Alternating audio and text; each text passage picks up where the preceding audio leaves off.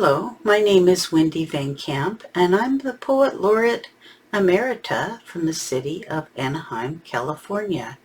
I'm a writing coach, an anthology editor, author, and speculative poet. My books and coaching services are available via Indigo Sky Press. Every Word Matters is a webinar about using poetry concepts to enhance your prose as a writer. It is also my own personal journey as an author and poet woven in among the techniques. I use science fiction novels to illustrate my examples because I usually speak at science fiction conventions and conferences, but the books are all well known, and even if you are not a science fiction author, you should be able to follow along just fine. And now, let us start from the beginning.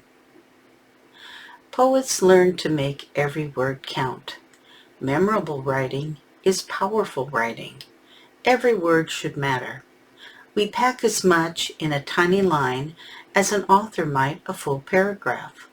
A poet does not have the luxury of using full sentences to convey their ideas. A standard poem needs to fit in a few scant pages. Ideas that a novelist may explore in a chapter need to be shrunk down in length, yet still contain the power and emotions of a longer work. I began as a science fiction author, writing novels and short stories. I took my love of reading the Golden Age science fiction classics penned by Heinlein, Asimov, or Clarke as inspiration. At first I wrote into the dark, meaning I let my stories develop organically without monitoring what spilled from my fingers to the keyboard. As I published my first pieces, I realized planning the structure of my stories was of great help in finishing them faster. I became more of a plot-focused writer, blending my love of story discovery with an outline. It was a significant improvement. Still, there was something missing. 2 years after I published my first book, I stumbled on the haiku-style poetry form known as sci-fi. I wrote these short 3-line poems to create simple posts for my writing blog. I found the poetry to be difficult at first. One 3-line poem would take me hours to write. There were many rules to remember with this form. Understanding haiku and its science fiction counterpart requires effort. Over time, and with years of practice, my mind would take a concept and come up with lines of either 5 or 7 syllables with ease. I learned about cutting words and gigos. I discovered there was something extra in writing poetry that I did not encounter before as a novelist. As I studied poetry to improve the sci-fi poems I had grown to love, I learned of concepts that poets use to improve their poetry in any form. I feel these techniques can improve and enrich the writing style of any author. It certainly has made me the speculative poet I am today and the writer I aspire to be.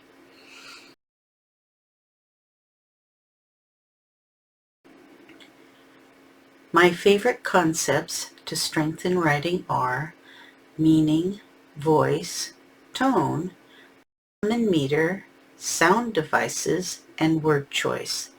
These are not the only concepts in writing to learn, but for me, they are what I consider most important. Meaning. Close your eyes. Envision a scene.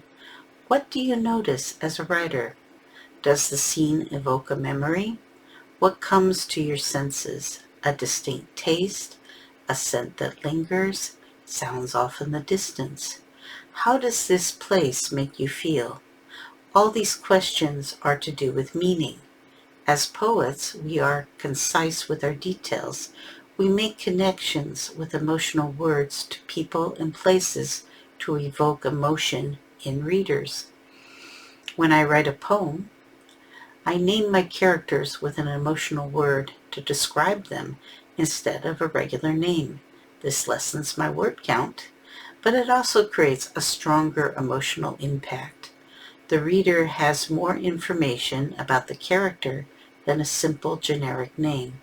It allows them to imagine something unique to themselves beyond what I write on the page. In this way, the reader becomes part of the poem. This is a powerful concept to use in world building. By using descriptive words to evoke emotion in the name of people and places in your universe, it creates more impact. Seek to envision the places your characters will inhabit. Find precise words to explain the emotional meaning of your settings and characters. The more you can connect the history and setting with the emotions of your characters, the more alive the world will seem to your readers. A science fiction novel that highlights the concept of meaning through descriptive words is Ursula Le Guin's book, The Left Hand of Darkness. It is set on the planet of Gethin, which is also known as winter due to its harsh cold climate.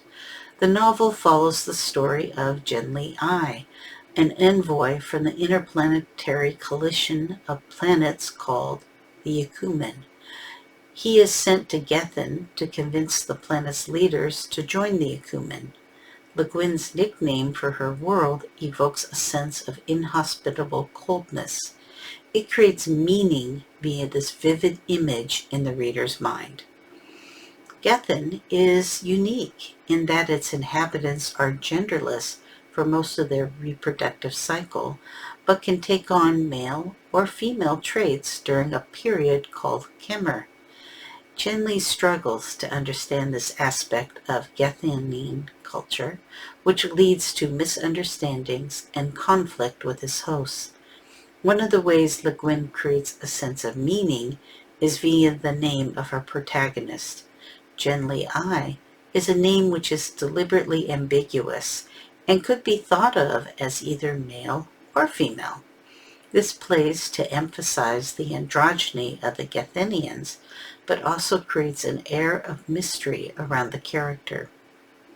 The use of descriptive words in the naming of the people and places of Le Guin's world creates more impact and an immersive reading experience.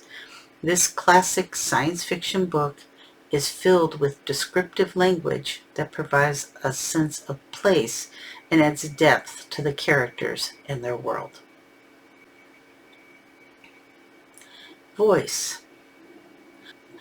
When I first wrote poetry, I wrote alone without realizing there were other speculative poets in the world. I felt as if no other poet loved to write about science, technology, and the stars the way I did. Although I followed the rules of my chosen form of poetry, I did so under my own interpretation. When my poetry was first published, other poets declared I was doing my poetry wrong. No one else wrote this form as I did. For a long time, I believed these naysayers. Yet, literary journals continued to publish my poetry. This caused me to reevaluate my situation. I had an epiphany. The answer was that I had developed a unique poetic voice during my time writing in isolation. Not only was I not wrong, but I was doing something right. I learned to write with my own sense of style.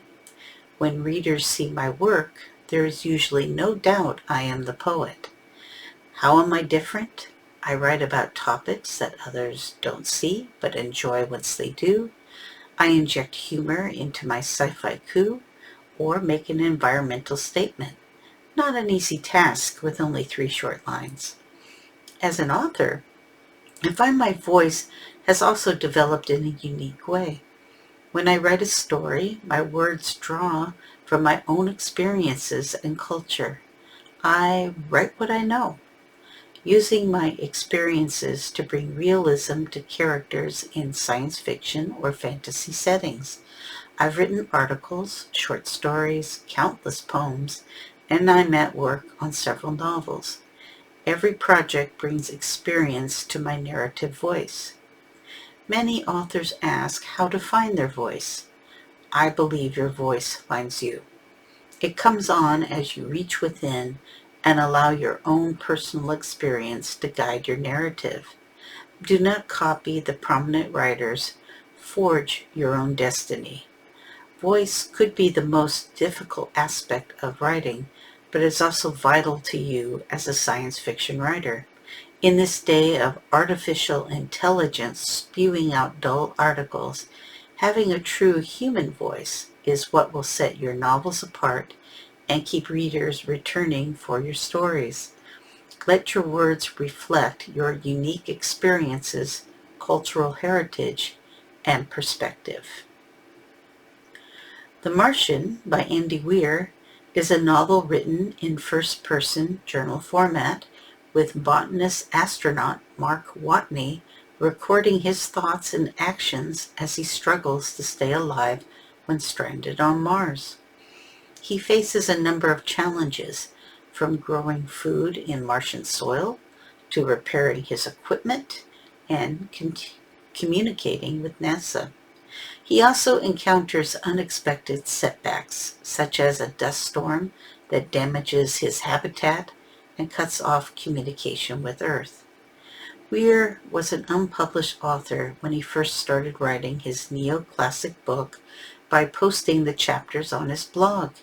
His readers would comment on his work and offer suggestions about the science of living on the red planet, the equipment needed by astronauts, and the Martian settlement plan Weir used as a backdrop for his story. The character of Mark Watney is pure Weir. In interviews, the author states that the character is based loosely on himself, a geeky guy who loves science. As the readership of the blog grew, his followers convinced him to self-publish the book. Eventually, the book was picked up by a major publishing house and made into an international movie. Weir's author voice is authentic and recognizable. He did not emulate authors he loved, but wrote about his inner thoughts and convictions. His voice is unmistakable. Tone. Although I specialize in micropoetry, tone is still a powerful element in my work. An ironic phrase, a joke, the use of two words in a unique way to convey an emotion is a hallmark of my poetry style. Even in 3 short lines, the emotion or idea I wish to convey to my reader still comes through. When you read a poem, what is its lasting impact? Is it the emotional impact of the words of the poet to you, the reader? It is not the theme, nor the mood of the poem. Tone is more what the poet's attitude is toward you and the subject of the poem itself. It comes out via the word choice, the structure, and the narrative techniques. Tone is important for the author too. The conveyance of tone in books is more complex due to the length of the work. Writers use figurative language, choice of words, and punctuation to create the tone of their books. The narrative voice allows the reader to follow the author's viewpoints behind the story. Tone is not limited to literary work. As a science fiction author, tone is just as important. It can elevate a simple adventure story to a commentary on the world today. This is a hallmark of the genre itself. Dune is a science fiction novel written by Frank Herbert. The story is set in a distant future where humanity has spread across the galaxy and is ruled by powerful noble houses. The novel follows the story of Paul, the son of Leto Atreides, sent to the desert planet of Arrakis, also known as Dune. House Atreides is given control of Dune's valuable spice production, a drug that imbues great powers of the mind and extends life. The planet is harsh and unforgiving. and Paul must navigate complex political and social dynamics as he seeks to establish his family's dominance over the spice trade. Along the way, he encounters the fierce Fremen, a nomadic people who inhabit the planet's desert regions and possess mysterious powers. This sweeping epic is filled with the political views of the author and intermixed with ideas of terraforming and care of ecology that Herbert was known for. While the characters are not a mouthpiece directly for the author's views, as a reader, Herbert's ideas about how despots come to power and how a hero is not always what they seem come through via the situations the characters experience. This tone in Dune is one of the many reasons we consider it a classic today. Rhythm and meter.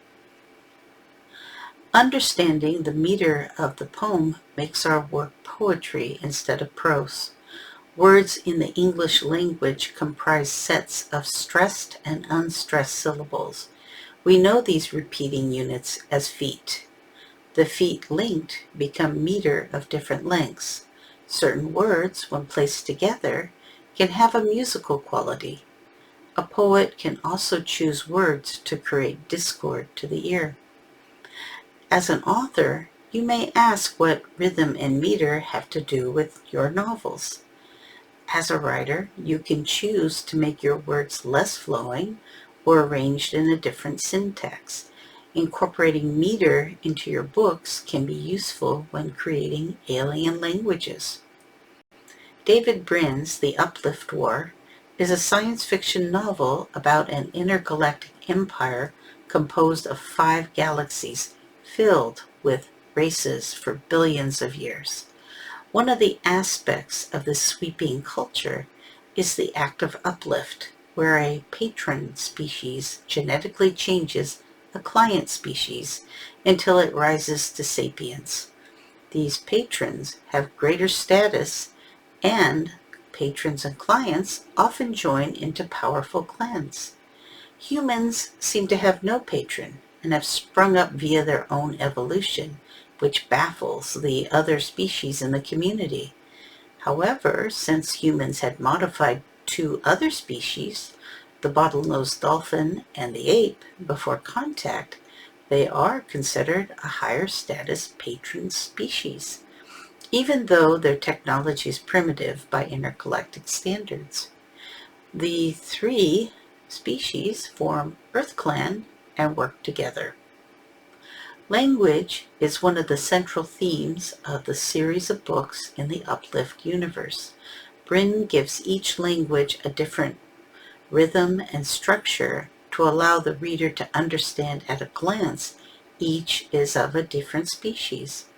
My personal favorite is the language of the bottlenose dolphins, who speak in a haiku-style verse called trinary. It not only sets the language apart, but gives the dolphins a sense of intelligence, counterpoint to their other language, the primal dolphin, which is dreamlike and musical. Other species' languages are more mathematical, and again use rhythm and meter to create a unique feel in the reader's mind. Sound devices. A common technique used in poetry is the use of sound devices. How a poem sounds can help readers feel the mood of the piece. The poet can use several means to achieve sound. Using alliteration is the repetition of the same consonant sound in nearby words. Assonance is the repetition of vowel sounds. These repetitions create a pattern you hear in the ear. By disrupting the flow of words, it can create a foreboding mood in the listener. Another way that poets use sound is via line breaks.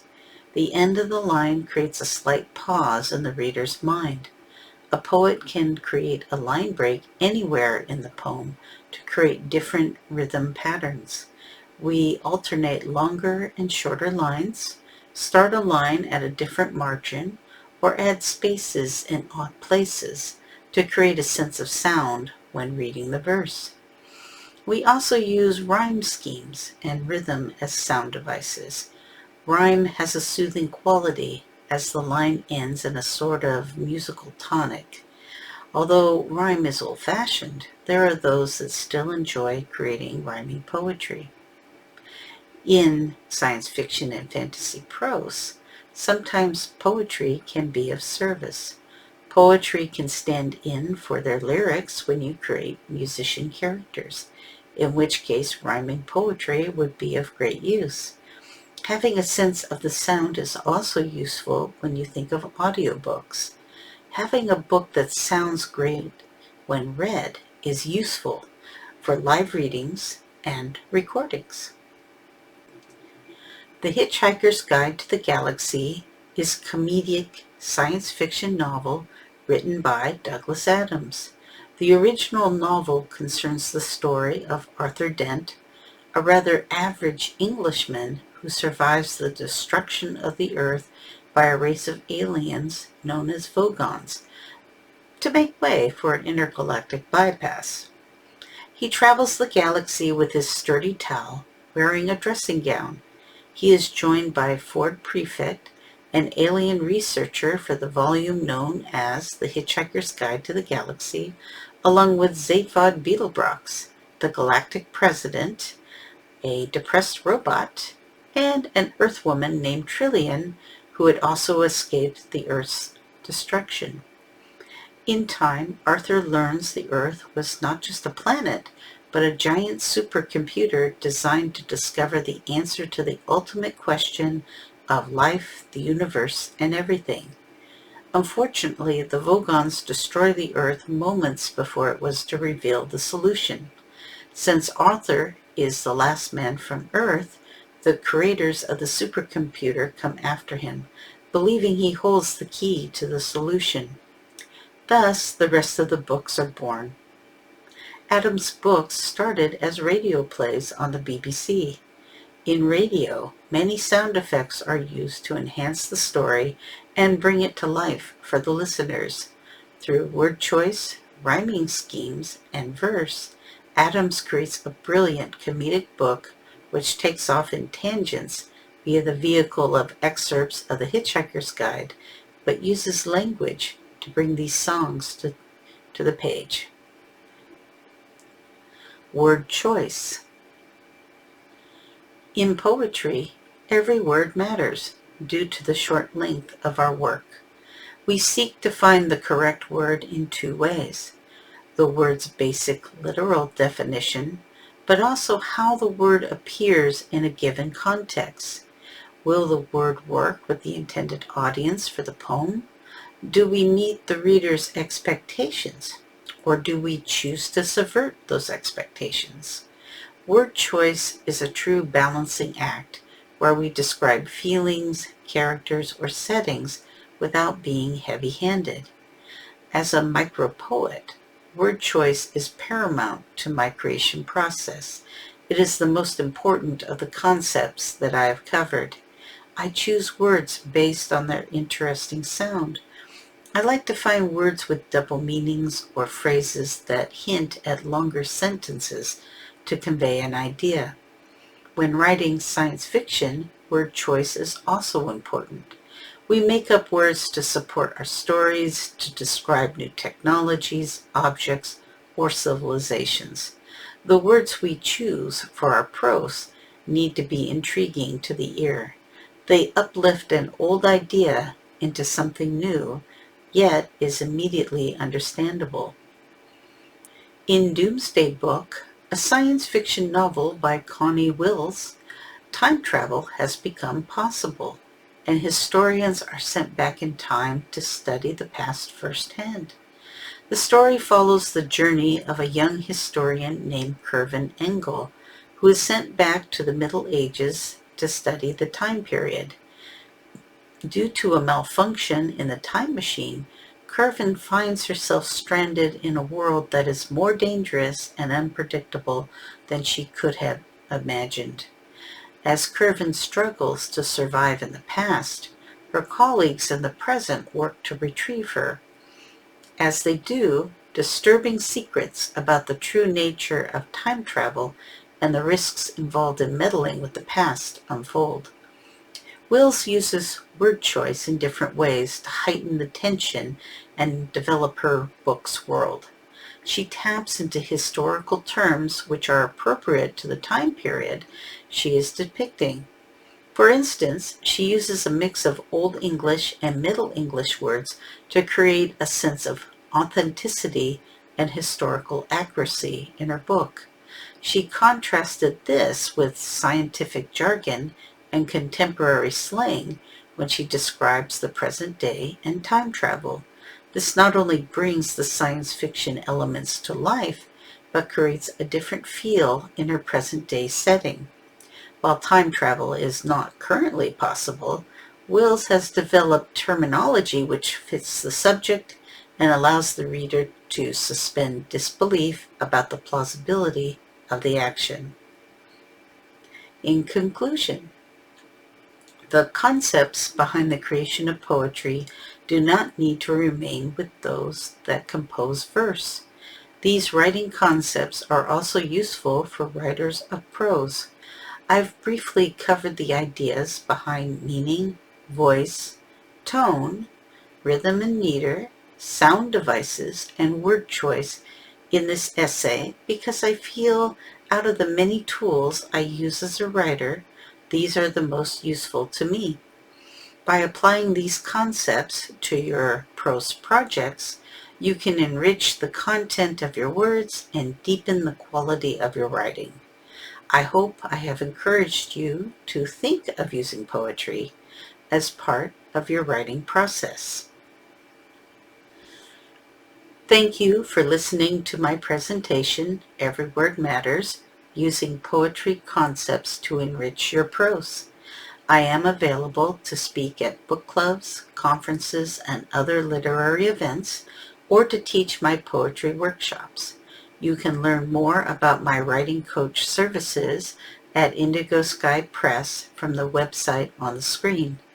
I have a free monthly newsletter with voiceover podcast at nowastedink.substack.com. You are welcome to follow me on Instagram at nowastedink, and I regularly publish essays, memoir, and poetry on Medium. My account there is W. Van Camp. Thank you for listening.